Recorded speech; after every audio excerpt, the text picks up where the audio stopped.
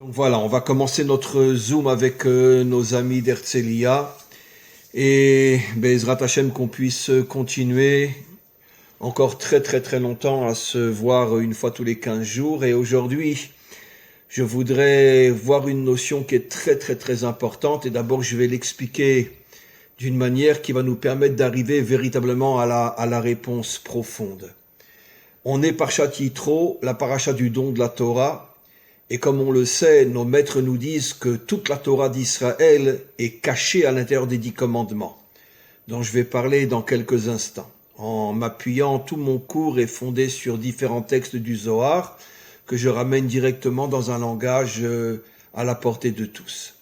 La première question qui se pose, demande Rabbi Shimon Bar Yochai dans le Zohar, c'est comment peut-on comprendre que la paracha du don de la Torah porte le nom du plus grand prêtre idolâtre de la génération, Yitro. Je pense que c'est une question, Laurent, que tu as sans doute entendu des dizaines de fois. Qui n'a pas entendu cette question-là? Mais c'est une question que le Zohar demande. Comment se fait-il? Et Rashbi répond que si Yitro, qui était, encore une fois, on pourrait dire le pape de l'époque, le pape dans le sens, c'était lui qui représentait toute l'idolâtrie du monde, à son époque, au point que Rashi même nous dit il n'y avait pas une idole sur terre que Yitro ne connaissait pas et qui ne l'avait pas servi. Ça veut dire vraiment le plus grand idolâtre de tous les temps. Parce qu'aucun idolâtre ne connaît et ne se prosterne devant toutes les idoles qui existent dans le monde. Mais lui avait recherché partout encore une idole, et s'était voué dans son culte idolâtre à toutes les idoles qu'il avait découvertes. Et finalement, comme on le voit dans notre paracha, il a tout lâché, son rang, sa renommée, des centaines de milliers d'adeptes et de disciples qu'il avait, il a tout lâché pour rejoindre Israël dans le désert et pour recevoir la Torah, puisqu'il est arrivé avant le don de la Torah. Et Rabbi Shimon Bar Yochai dans le Zohar dit que si Yitro n'avait pas tout abandonné pour rejoindre Israël et recevoir en même temps que tout Israël recevoir la Torah n'aurait jamais été donnée. Et c'est la raison pour laquelle dit Rashbi que la paracha du don de la Torah porte son nom, pour nous faire comprendre que c'est par le mérite d'avoir abandonné un poste où il avait la renommée, la richesse, le monde entier était à ses genoux, et il a tout abandonné pour se retrouver dans le désert avec un peuple qui venait à peine de sortir de l'esclavage, de sortir d'Égypte. C'est par le mérite de sa venue que la Torah a pu être donnée. Encore une fois, je me répète, s'il n'était pas venu, la Torah n'aurait jamais pu être donnée. Alors ça, c'est ce que dit Rashbi dans le Zohar. Dans quelques minutes, je vais expliquer. Mais pour l'instant, je laisse, on pourrait dire, l'aspect technique des choses tel que Rabbi Shimon Bar Yochai nous l'enseigne, et je vais décrypter et voir quel est le message profond qui se cache derrière cet enseignement du Zohar, mais dans quelques instants. Mais d'abord, je voudrais poser une autre question aussi très connue. On nous dit que toute la Torah d'Israël est contenue dans les 10 commandements. Je pense que n'importe qui lit les 10 commandements se pose une question évidente. On ne voit pas quelque chose de spécifiquement Torah d'Israël dans les 10 commandements. Prenons les 5 derniers. N'assassine pas. Ça s'adresse qu'aux Juifs, ça s'adresse à l'humanité tout entière. Ne te débauche pas. Ça s'adresse qu'aux Juifs, ça s'adresse à l'humanité tout entière. Ne vole pas. Ne fais pas de faux témoignages. Ne convoite pas ce que l'autre a, sa femme, sa maison, ses biens, etc. Est-ce que ces commandements s'adressent uniquement au peuple juif? Non. Ça s'adresse à l'humanité tout entière. De même, les 5 premiers aussi, comme je vais l'expliquer. Alors, le premier, je suis Hachem, ton Dieu, qui t'a sorti d'Égypte. Mais on sait très bien comment le Zohar et comment la majorité des commentaires qui expliquent les choses d'une manière beaucoup plus profonde disent qu'en vérité, le mot Égypte n'existe pas dans la Torah. Le mot Mitzrayim veut dire les limites, Metzar. Je suis Hachem, ton Dieu, qui t'est sorti de toutes les limites de ce monde. Cette manière de voir les choses peut s'adresser aussi pas spécialement uniquement à un juif. Tout celui qui s'attache au vrai Dieu, Dieu lui promet de le faire sortir de toutes les limites de ce monde, comme on va expliquer dans quelques instants. Après, ne sois pas idolâtre, deuxième commandement. Même dans les 7 lois de Noé, les nations n'ont pas le droit d'être idolâtres. Troisième commandement, ne porte pas mon nom en vain. J'expliquerai dans quelques instants ce que ça veut dire ne porte pas mon nom en vain. Ça veut dire n'aie pas une relation avec moi théorique, qui n'a aucune réalité dans ce monde. Ça veut dire, tu me retrouves à la synagogue ou tu me retrouves à l'église, mais qu'est-ce que tu fais avec moi dans ce monde? Si c'est uniquement pour me retrouver à la synagogue et puis dans la vie de tous les jours tu vis comme tout le monde, eh ben mon nom tu le portes en vain, puisque tu ne fais rien avec moi pour réparer et améliorer ce monde. Quatrième commandement, souviens-toi que c'est Dieu qui a créé le monde. Ça s'adresse qu'à nous, mais même les nations ont le devoir de savoir que c'est Dieu qui a créé le monde. Et dans ce quatrième commandement, c'est vrai, on parle du Shabbat, mais on ne parle pas des lois du Shabbat. On parle uniquement, souviens-toi que c'est Dieu qui a créé le monde. Mais même les nations ont le devoir de savoir que Dieu a créé le monde. Et le cinquième commandement, respecte ton père et ta mère. Nos maîtres nous disent dans le Talmud que jamais un homme n'est arrivé à respecter ses parents autant que Esav. Même Yaakov n'est pas arrivé à respecter ses parents comme Esav respectait ses parents. Donc, quand on voit les 10 commandements, on se pose une question évidente. Où est la Torah d'Israël dans les 10 commandements? Les 5 derniers concernent l'humanité tout entière. Même un non-juif n'a pas le droit d'assassiner, n'a pas le droit de se débaucher, n'a pas le droit de voler, n'a pas le droit de faire un faux témoignage et n'a pas le droit de convoiter. Et même les 5 premiers, quand on sait les expliquer, on comprend qu'ils concernent aussi l'humanité tout entière. Alors de quoi on parle? Donc on voit qu'on a 2 questions énormes dans cette paracha. Pourquoi cette paracha porte le nom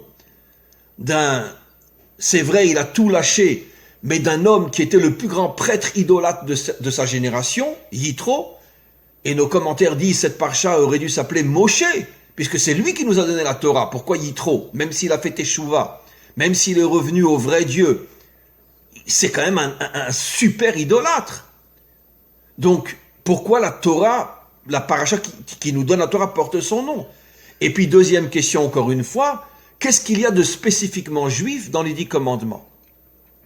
Alors, ces 2 questions qui sont fondamentales que Rabbi Shimon Bar Yochai pose, il y a une explication extraordinaire.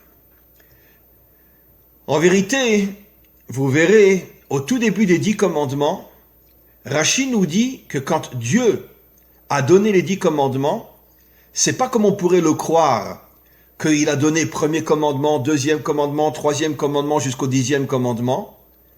Rashi nous dit que Dieu a donné le premier commandement, et dans le premier commandement qui est « Je suis Hachem ton Dieu qui t'est sorti de toutes les limites de ce monde et de l'esclavage de ce monde », puisque comme on l'a expliqué, le mot Mitzrayim veut dire limite et ne veut pas dire l'Égypte. « Je suis celui qui te sort de toutes les limites de ce monde qui te rendent esclave ». C'est la parole qu'il a dit, et dans cette parole-là était inclus, d'une manière on pourrait dire cachée, les 9 autres paroles. C'est-à-dire, il n'a, lui, Dieu, dit que cette parole, mais dans cette parole qui est le premier commandement, étaient inclus les 9 autres. C'est ce que Rashi nous dit et le Zohar le dit aussi. Après Moshe, comme Moshe a compris que c'était absolument impossible que les enfants d'Israël puissent entendre 10 commandements quand les 9 sont inclus dans le premier, alors lui-même, Moshe, après, a répété chacun des commandements pour que les enfants d'Israël entendent chacun des commandements. Mais Dieu lui-même a sorti tous les commandements en une parole. Alors là aussi, bien sûr, c'est un code. Qu'est-ce que cela veut nous dire? Alors maintenant, je commence à expliquer. On va répondre à toutes les questions en même temps. En vérité, pourquoi la Torah ne pouvait pas être donnée si Yitro n'était pas venu, n'avait pas tout abandonné et était venu rejoindre les enfants d'Israël? Parce que le Zohar explique que l'idolâtrie, c'est le culte de toutes les forces et toutes les énergies qui sont dans ce monde. Et d'une certaine manière, toutes les formes, toutes les énergies on pourrait dire toutes les forces de ce monde sont, comme ce monde, extrêmement limités. Et quand tu rends un culte à toutes les forces et les énergies de ce monde, eh ben, tu te retrouves dans une situation où toi-même tu es extrêmement limité, tu es prisonnier à l'intérieur de ce monde. Comme je dis souvent dans mes cours, quelle est la plus grande idolâtrie qui existe aujourd'hui dans le monde?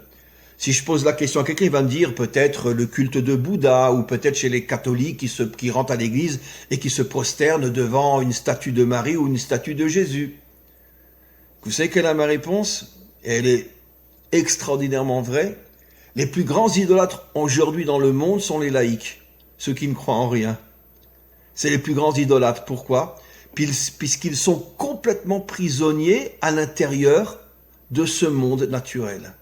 Ils ne croient qu'au monde matériel, ils ne croient qu'à la nature, ils ne croient qu'à la science, et donc automatiquement, ils vivent dans un monde qui est complètement, on pourrait dire, limité à l'intérieur des règles et des limites de ce monde. Et Rabbi Shimon Bar Yochai révèle que l'idolâtrie, c'est finalement s'enfermer à l'intérieur de ce monde. Puisque qu'est-ce que c'est l'idolâtrie? C'est le culte des astres, c'est le culte du soleil, le culte de la lune, le culte des étoiles, le culte de quantité de choses, jusqu'au point après d'en faire des statues, et finalement de se prosterner devant une statue. Ça veut dire que finalement, qu'est-ce que c'est l'idolâtrie?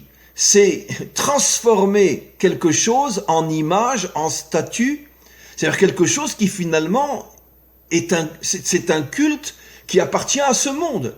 Tu te prosternes devant une image, tu te prosternes devant une statue.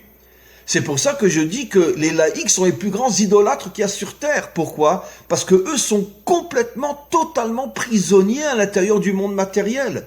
Et ils n'ont aucune possibilité d'en sortir puisqu'ils ne croient uniquement qu'aux règles de ce monde matériel. Donc il n'y a pas plus idolâtre qu'un laïc. Encore une fois, selon l'explication profonde des maîtres d'Israël qui explique que l'idolâtrie, c'est finalement s'enfermer dans un monde qui te limite, qui t'emprisonne et qui te transforme en esclave, esclave de ce monde. Maintenant, on comprend pourquoi, si Yitro n'avait pas fait Teshuvah, la Torah n'aurait pas pu être donnée. Parce que Yitro représentait celui qui, d'une certaine manière, puisqu'il était suivi par des millions d'hommes et de femmes, c'était, comme on l'a expliqué au début du cours, c'était un petit peu le pape de l'époque, et que finalement, le monde entier était idolâtre à cette époque-là, donc c'était lui le représentant de l'idolâtrie. C'est lui, d'une certaine manière, qui tenait toute l'humanité prisonnière à l'intérieur des limites de la nature, les limites du monde matériel. Je ne crois que dans le monde matériel, donc je suis extrêmement limité.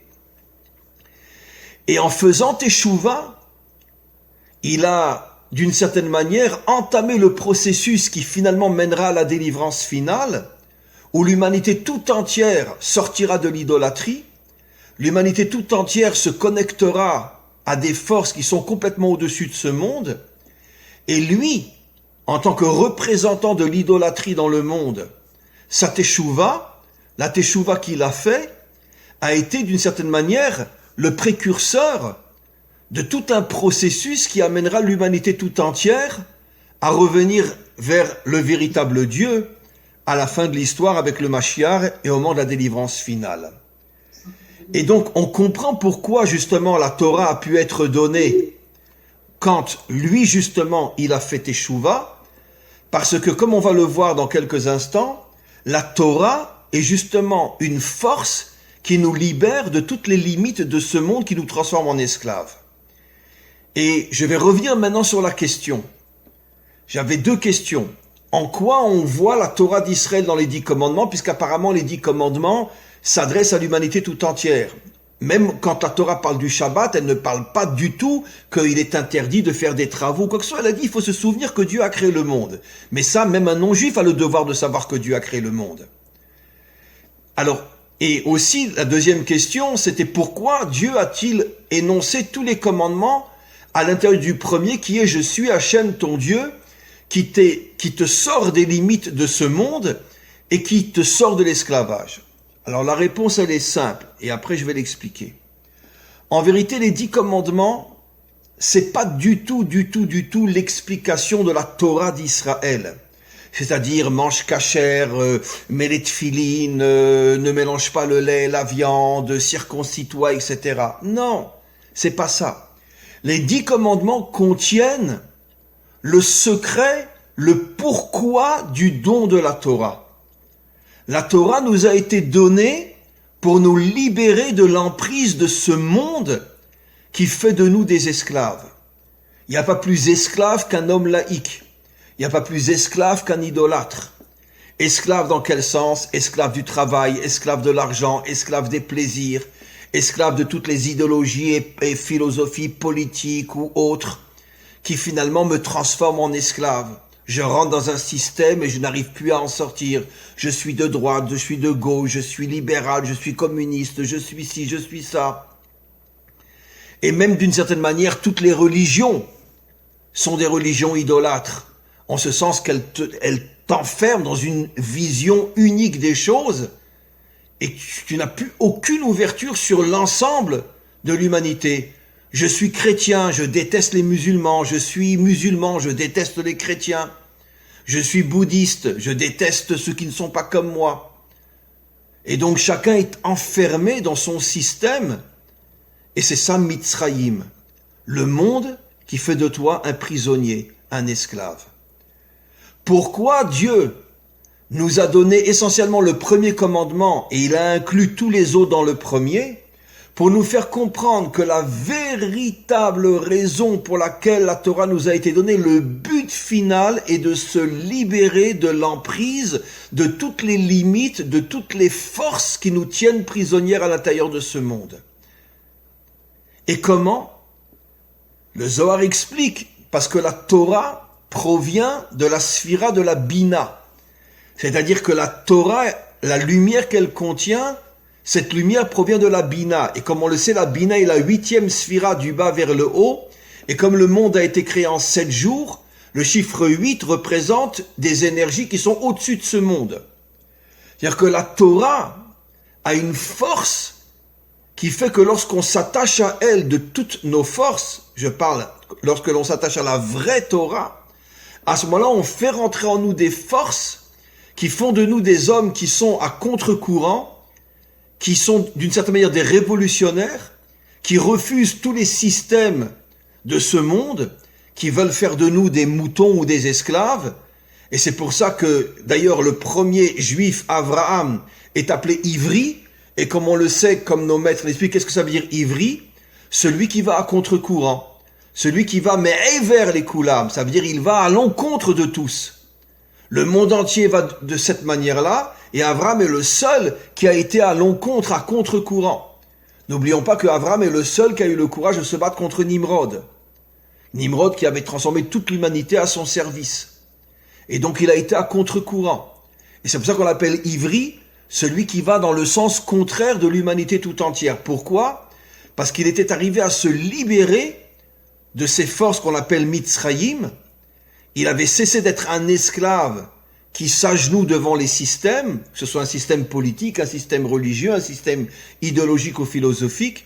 Il s'est accroché au maître du monde, et comme le maître du monde a des énergies et des forces qui sont au-dessus de ce monde, ça lui a donné la force d'aller à contre-courant et de remettre en cause finalement la situation dans laquelle l'humanité tout entière se trouve, une situation d'esclave, de soumis au système. Donc on comprend encore une fois pourquoi le premier commandement est « Je suis Hachem, ton Dieu qui t'est sorti des limites de ce monde et de l'esclavage » pour nous faire comprendre que si quelqu'un étudie la Torah mais n'arrive pas à être un homme qui sent en lui des forces qui lui permettent d'aller à contre-courant, alors il n'a pas vraiment la Torah. Il est prisonnier comme les autres. Son bras met les tefilines, sa bouche mange cachère, mais lui-même il est comme tout le monde. Il est prisonnier à l'intérieur du système. Maintenant, on comprend pourquoi le deuxième commandement est « Tu ne seras pas idolâtre ». Parce que justement, l'idolâtrie, comme on l'a expliqué, c'est la source de l'emprisonnement de l'homme dans ce monde. que ce soit une idolâtrie religieuse ou une idolâtrie laïque, c'est une idolâtrie. Elle me tient prisonnière à l'intérieur de ce monde. Maintenant, vous comprenez pourquoi nos maîtres nous disent que Israël a entendu les 2 premiers commandements, mais pas les 8 autres, que je vais expliquer dans quelques instants. Parce que les 2 premiers sont le but de toute la Torah. Libère-toi des forces de ce monde. Et comment tu te libères des forces de ce monde? En n'étant pas un idolâtre. Voilà les 2 commandements qu'ils ont entendus directement de la bouche d'Hachem. Parce qu'ils ont entendu le but de la Torah de la bouche d'Hachem. Alors maintenant, on va expliquer tous les autres. Et on va comprendre, contrairement à la question que j'ai demandé, mais en quoi c'est des commandements spécifiquement juifs, on va comprendre que les 8 autres, qui étaient contenus dans le premier, sont en vérité des allusions à tout ce qui va nous permettre d'arriver au premier commandement, c'est-à-dire d'être des hommes libres, comme le disent nos maîtres, En lecha ben chorin ela mishe osek betorah, n'est appelé un homme libre dans ce monde que celui qui est connecté de toutes ses forces à la Torah. Je parle bien sûr à la vraie Torah. La Torah qui rentre dans notre être intérieur, pas uniquement la Torah qui touche notre extériorité. Je mange kasher, je suis circoncis, je mets les tefilines. Ça, c'est ton corps qui fait tout ça. Mais toi, où tu es là-dedans? Est-ce que tu es vraiment avec les tefilines? Est-ce que tu es vraiment avec Shabbat? Est-ce que tu es vraiment avec la circoncision? Ou c'est uniquement ton bout de chair qui a été circoncis? Mais est-ce que tu es vraiment dans ton être intérieur? Tu es un être circoncis. Ça veut dire que tu es propre sur le plan sexuel. Est-ce que vraiment tu vis à ce niveau-là? C'est ça la véritable Torah, celle qui pénètre notre intériorité. Alors maintenant, regardons les autres commandements. Les autres commandements, après les 2 premiers, ne portent pas mon nom en vain. Qu'est-ce que ça veut dire ne porte pas mon nom en vain? C'est ce que j'appelle moi dans tous mes cours la religion. Ça veut dire quand je vais à la synagogue, je suis religieux. Mais quand je suis dans mon bureau et que je fais des affaires, je suis comme tout le monde. Ça veut dire que dans la vie de tous les jours, je vis comme tout le monde. Mais bon, il y en a qui vont à l'église, il y en a qui vont à la mosquée, moi je vais à la synagogue. Ça veut dire que je limite Dieu dans la synagogue. Mais dès que je sors de la synagogue, finalement, bon c'est vrai, j'ai peut-être une kippa sur la tête, mais est-ce que je vis vraiment différemment? Est-ce que je vis vraiment avec Emouna? Donnons un exemple simple, que je donne souvent dans mes cours. C'est un test extraordinaire.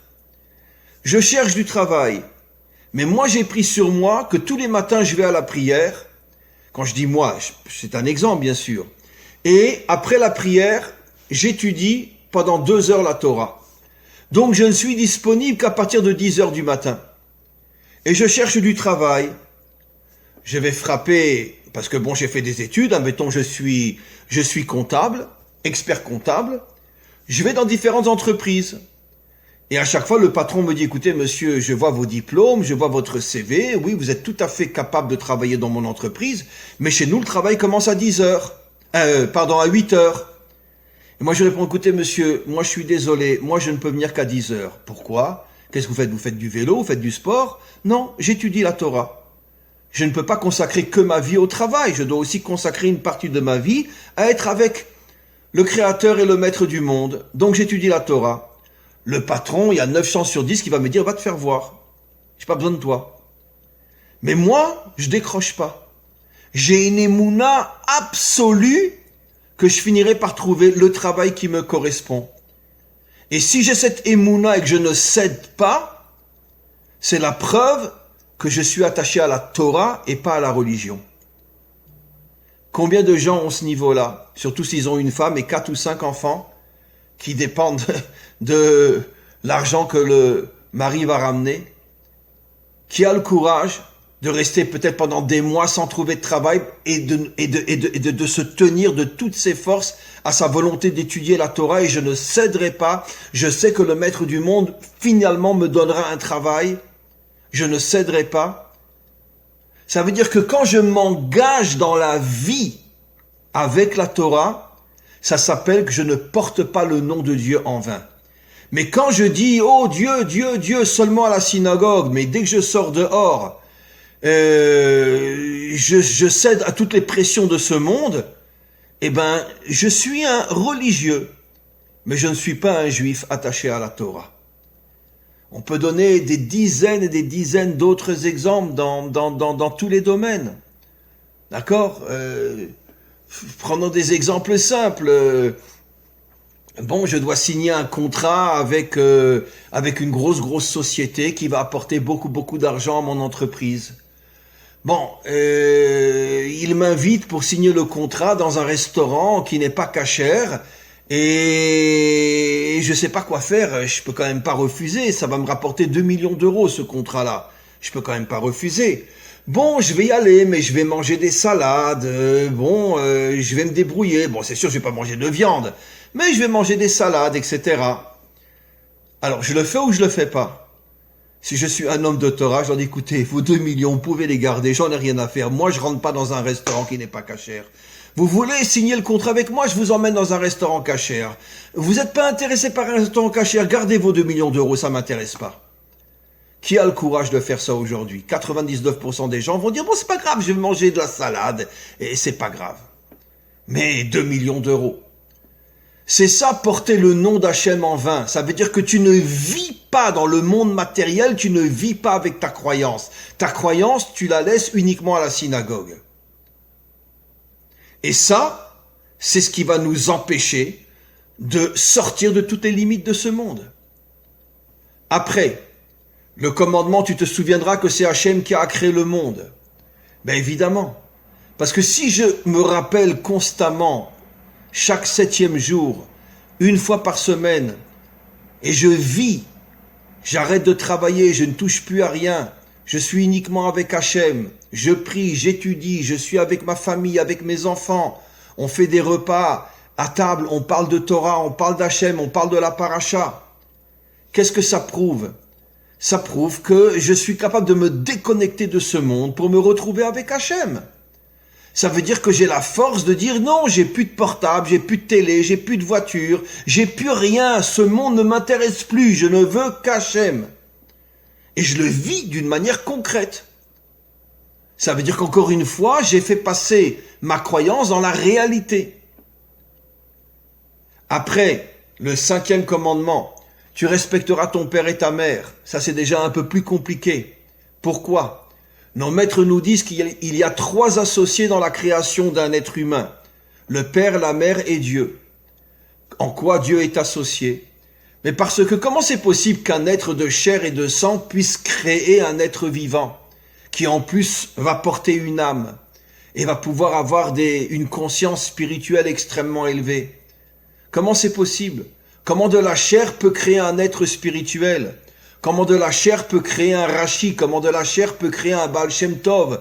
Comment de la chair peut créer un Moshe? Comment de la chair peut créer un Mashiach?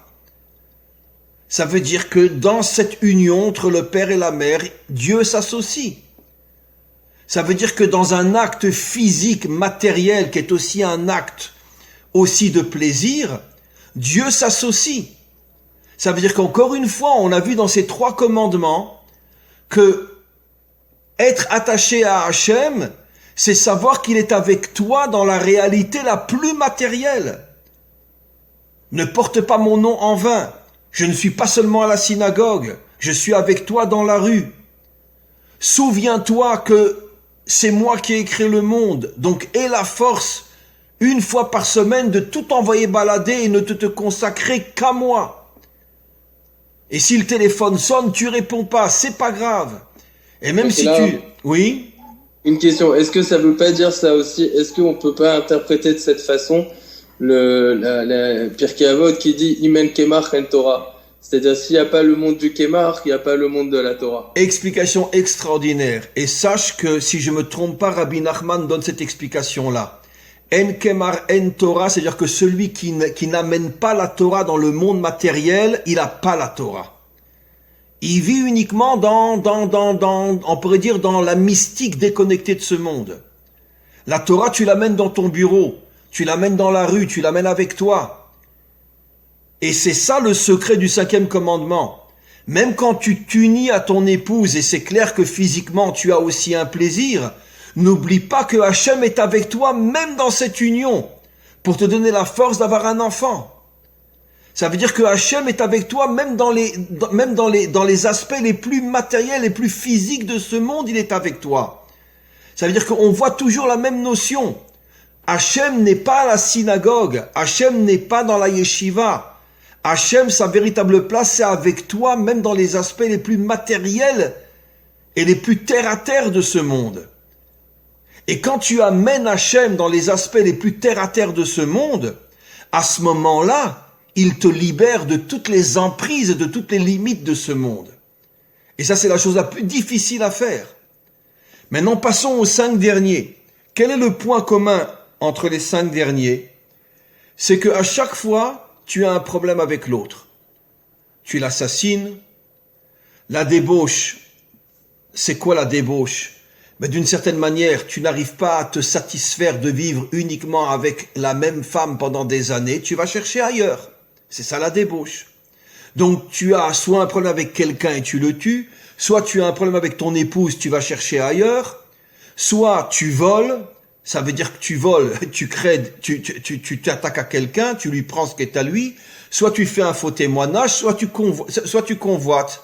Quel est le point commun dans ces 5 commandements? Que l'autre te dérange. Tu n'arrives pas à vivre avec l'autre.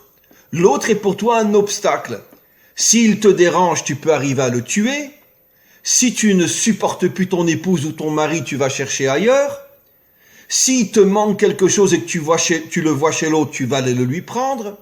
Si tu veux écraser quelqu'un, tu fais sur lui un faux témoignage. Ou bien tu convoites sa maison, tu convoites sa femme, tu convoites sa voiture, tu convoites tout ce qu'il a. Ça veut dire que l'autre est pour toi un problème. Et tu as une réaction négative. Et là, quel est le secret? C'est que qu'est-ce qui fait qu'en vérité, l'autre est pour moi un problème? Ça veut dire que Hachem n'est pas avec moi. Parce que si Hachem est vraiment dans ma vie, et si Hachem est dans ma vie, qu'est-ce que ça veut dire? Ça veut dire que je me sens investi de forces qui sont des forces surnaturelles. Une énergie, une lumière en moi qui est à l'intérieur de moi, qui fait que je ne ressens aucun manque. Et je n'ai peur de personne. Et personne ne peut me déranger. Je suis avec Hachem, comme dit David Ameller dans le psaume. Gam ki eler beget salmavet lo irara ki ataïma dit. Même si je dois frôler la mort en tant que guerrier comme David, je n'ai pas peur car je sais que tu es avec moi. Je n'ai pas peur. Un homme va me faire peur quand je sais que Hachem est avec moi. Cet homme qui est en face de moi, il peut faire ce qu'il veut. Il peut m'insulter, il peut me critiquer, je ne le vois pas, je ne l'entends pas, il ne m'intéresse même pas. Il n'existe même pas, donc je n'ai pas besoin de le tuer. Et pareil, la relation entre un homme et une femme, qu'est-ce qui fait qu'on va chercher ailleurs? Parce que la relation est uniquement une relation physique. Et au bout de 10 ans, 15 ans, on voudrait connaître d'autres choses. Mais si avec ton épouse tu as une relation nishmatique, ça veut dire c'est une relation profonde, que l'amour se construit sur la relation on pourrait dire de la reconstruction de 2 moitiés d'âme, et que le véritable amour c'est pas uniquement l'aspect physique, mais c'est en vérité la construction profonde et intérieure de chaque partie de cette âme-là, l'homme et la femme. Comme l'âme, elle est infinie, la construction est infinie. Donc, automatiquement, tu vas jamais te lasser et tu n'iras pas chercher ailleurs. Pareil, si tu sens que Hachem est avec toi, tu ne ressens pas de manque. Donc, tu n'as pas besoin d'aller voler l'autre. Tu n'as pas besoin d'aller convoiter. Donc, qu'est-ce que, en vérité, tous ces commandements nous apprennent? Le point fondamental suivant. La Torah n'est pas une religion. Dieu n'est ni à l'église, ni à la mosquée, et ni à la synagogue. Dieu est dans la relation entre un homme et une femme. Dieu est dans ton bureau quand tu fais des affaires et que tu pourrais te laisser tenter et faire des choses qui sont mauvaises. Dieu se trouve dans ta vie concrète, matérielle de tous les jours. Et tant qu'on n'arrive pas à faire venir Hachem dans notre vie concrète, à ce moment-là, on est prisonnier de toutes les limites, de toutes les pressions et de toutes les oppressions de ce monde, et on devient un esclave de ce monde. Donc la question était, encore une fois, Mais en quoi les 10 commandements parlent des vrais commandements de la Torah? Mange kasher, etc. La réponse est fabuleuse. Parce que les 10 commandements sont le but et le pourquoi de la Torah. Je t'ai donné la Torah pas uniquement pour que dans ton assiette, la viande soit kasher. Je t'ai donné la Torah pour que toi, tu sois kasher. Comment je suis kasher? Eh bien, quand tu es dans ton bureau et qu'on te propose sous la table une petite signature qui va te rapporter beaucoup d'argent, mais la petite signature qu'on te propose de faire, elle n'est pas très très honnête, et que tu dis, je suis désolé, moi je signe pas sous la table. Ah, je vais perdre 1 million d'euros, c'est pas grave, j'en ai pas besoin. Hachem est avec moi. Je n'ai aucun manque. Là, si tu arrives à faire venir Hachem dans ton bureau, si tu arrives à faire venir Hachem dans ta chambre, quand tu es avec ton épouse, quand tu le fais venir dans tous les aspects de ta vie matérielle, à ce moment-là, ça te donne une force qui te permet d'être un homme à contre-courant, qui ne baisse pas la tête devant tous les systèmes qui veulent t'emprisonner, te limiter, te transformer en esclave, et tu deviens un homme authentique. C'est ça le message des 10 commandements. Alors évidemment, quand on les lit uniquement au niveau formel, on se pose la question que j'ai fait exprès de poser au début, en quoi ça concerne les Juifs, ces commandements-là? Mais quand on sait décrypter ce qui se cache dans ces commandements, on comprend que la Torah nous fait comprendre la chose suivante. Un véritable croyant, c'est celui qui croit en Dieu, surtout quand il n'est pas à la synagogue. Surtout quand il n'est pas à la synagogue. Parce que dans la synagogue, tout le monde croit en Dieu. Mais dans le bureau, on peut les compter sur les 5 doigts de la main. C'est là que tu dois croire en Dieu. Et donc, maintenant on comprend, et je résume, et je termine. J'ai expliqué tout à l'heure, avant que vous veniez, tous mes amis, à Laurent, qu'aujourd'hui je faisais un cours un peu plus court, on va s'arrêter.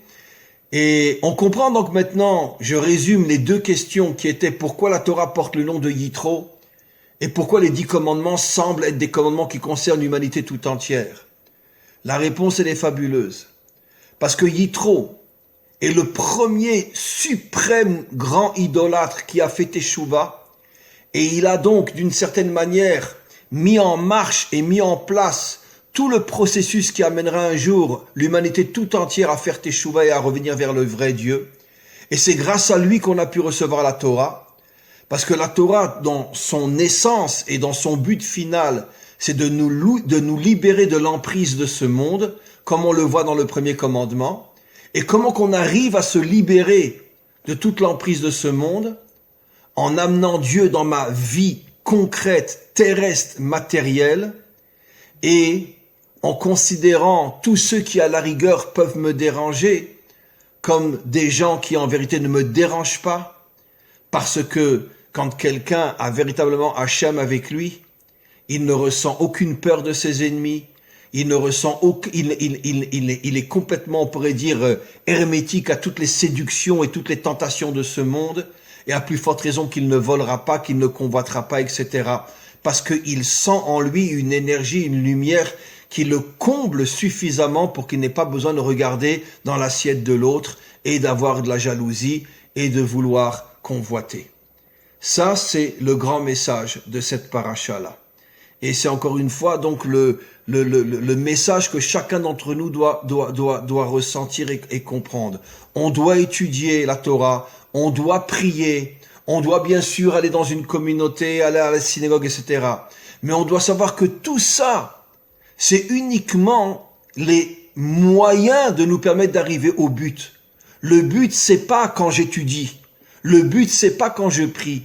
Le but, c'est pas quand je suis à la synagogue. Le but, c'est quand je suis dans la vie matérielle, comme des milliards d'autres personnes, mais que moi, je me comporte différemment des autres, parce que je sais que Hachem est avec moi, plus encore dans mon bureau qu'à la synagogue. C'est là que je prouve que je suis un juif authentique, un homme authentique, et que véritablement la Torah est en moi.